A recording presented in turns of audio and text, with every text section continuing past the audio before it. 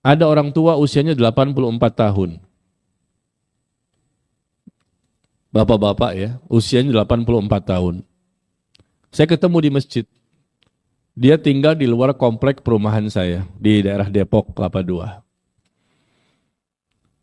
Ketemu di masjid biasa, Assalamualaikum, Waalaikumsalam, warahmatullah, Assalamualaikum, Waalaikumsalam, warahmatullah. Dan saya sering kali berada di samping beliau ketika sholat berjamaah di masjid. Cuman biasanya kita nggak panjang-panjang ketika berbicara. Kali itu saya berbicara agak panjang sampai bubar semua jamaah di masjid. Isya berjamaah di masjid 2 minggu yang lalu. 2 minggu yang lalu, hari Jumat, ba'da Isya, sampai semua jamaah sudah selesai, tinggal kita berdua berdiri sama-sama. Bapak itu usianya 84 tahun. Saya tanya, Pak, Bapak tinggal di mana? Ya di luar komplek ini Pak, di situ. Oh, Bapak usianya berapa? 84. Kok enggak ditemani sama anaknya? Anak saya sudah nikah semua Pak Ustadz. Oh, berapa anaknya?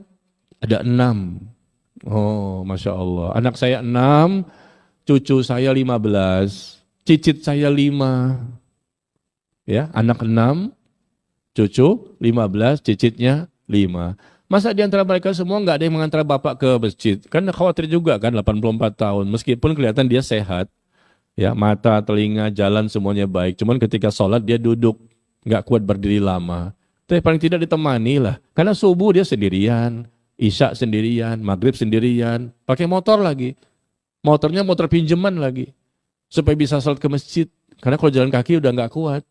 Pinjam motor. Lalu bapak tinggal di rumah sama siapa? Saya tinggal bersama sendiri. Dulu bersama istri. Tapi 7 tahun yang lalu istri saya meninggal.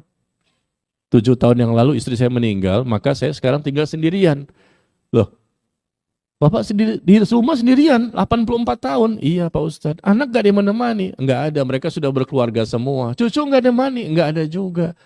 Kalau Bapak kenapa-kenapa gimana ini? Alhamdulillah Pak Ustadz, saya sehat. Ya, cuma saya pancing-pancing kan. Bapak dibantu nggak sama anak untuk masalah kehidupan sehari-hari? Kadang dibantu, kadang tidak. Kadang makan singkong, kadang nggak makan juga. Ah, kaget saya. Yang benar Pak? Iya, semenjak istri saya meninggal 7 tahun yang lalu, saya dibuang oleh anak saya. 6 anak ini membuang bapak ini. 7 tahun yang lalu ketika istri masih hidup, anak masih lumayan sering ke rumah. Tapi begitu istri saya meninggal, saya tinggal sendirian di rumah, maka saya dibuang oleh anak saya. Mereka jarang datang kepada saya. Dan saya pun jarang dibantu oleh mereka untuk makan sehari-hari di rumah. Ya Allah, kaget kan kita ya. Ada seorang bapak di sisa-sisa hidup terakhir, 84, pintu surga nih. Disia-siakan oleh 6 anaknya. Kita nggak terima seperti itu kan. Karena juga kita ini punya orang tua. Apalagi orang tua kita sudah meninggal dunia. Kita rindu untuk bertemu dengan mereka dan cinta dengan mereka. Kalau ada orang tua kita hidup lagi, yang sudah meninggal ini hidup lagi, tentunya kita peluk, kita cium, kita gendong mereka. Ini yang masih hidup kok disia-siakan. Subhanallah. 84 tahun. Ini kisah nyata ya. Anaknya tidak peduli. Kalau di sini kan ceritanya pertanyaan anak ini peduli, cuman kadang-kadang suka nggak sabaran. Ya perkuat kesabaran. Mumpung masih hidup ibu ini 88 tahun. Biasa begitu. Semuanya pernah mengalami, bukan Anda saja. Saya pun pernah mengalami ketika orang tua masih hidup dulu. Bahwa mereka kadang-kadang membuat kita dongkol, jengkel dan lain. Biasa itu. Itu namanya ujian. Kadang kita diuji oleh istri, diuji oleh suami, diuji oleh anak, diuji oleh orang tua. Hidup ini penuh dengan ujian. Sabar, perkuat kesabaran. Tapi kalau kita bandingkan dengan kisah bapak tadi, coba. 6 anaknya tidak peduli.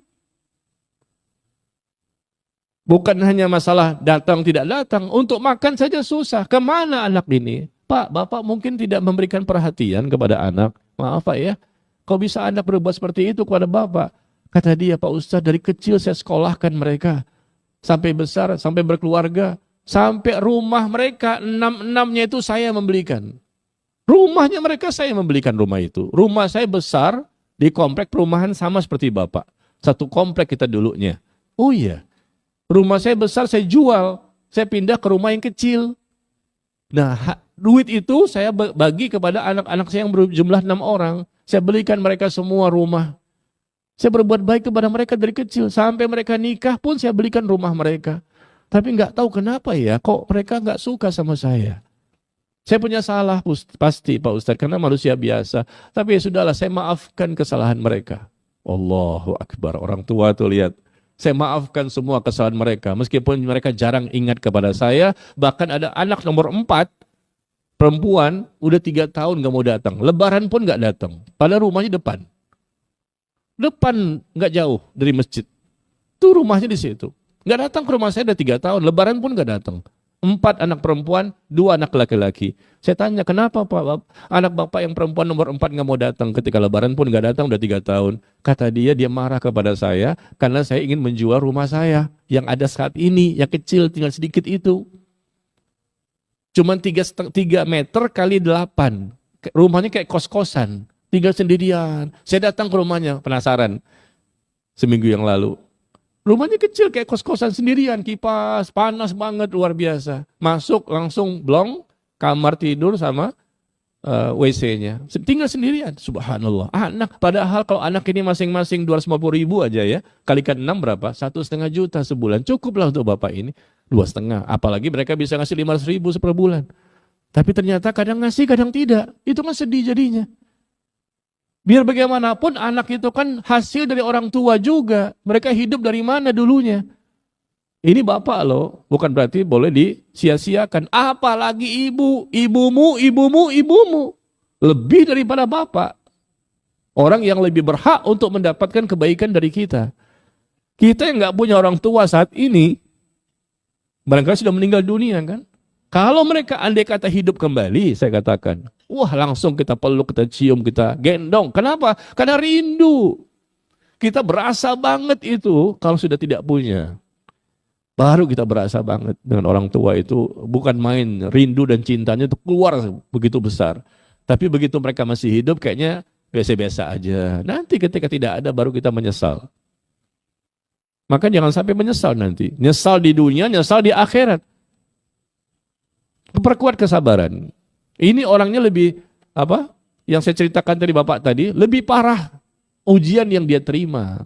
Anaknya tidak mengurusnya. Padahal anak dia paling bontot, nomor 6 tuh perempuan, tinggalnya di samping rumah dia. Samping pas, mau makan pagi kayak nggak ditanya, makan siang gimana, ada makanan nggak ditanya juga.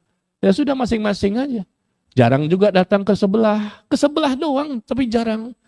Saya katakan seburuk-buruk kesalahan bapak apa sih? Tetap saja anak itu wajib untuk berbakti kalau memang ada kesalahan. Jangan dendam kepada orang tua. Ini akhlak loh. Mungkin mereka sholat barangkali. Sholatnya nggak diterima oleh Allah. Doanya nggak akan dikabulkan oleh Allah. Taubatnya nggak diterima oleh Allah. Kenapa? Karena mereka durhaka sama orang tua.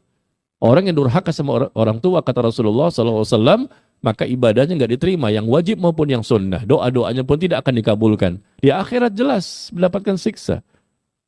Durhaka sama orang tua itu dibalas di dunia, cash, tunai, kontan, sebelum nanti di akhirat.